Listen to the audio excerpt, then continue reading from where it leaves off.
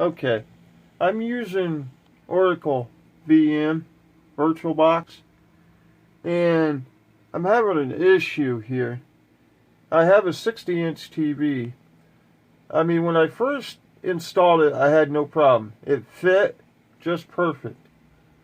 And I saved and done what I was supposed to do to make sure I can go back to the previous build or the previous setup that I had. Well, I woke up one morning, which is today, and this is what happened. It will not set to the actual screen size that I had it set as.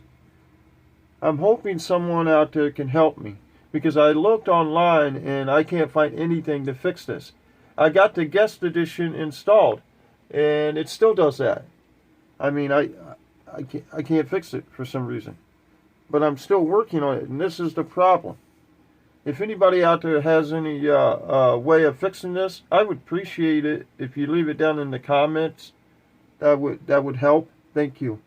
I might not be uploading today because of that, because I don't want to make a bad video where you can't see everything. So, if anybody has any solutions to this, I would appreciate it. Thank you very much.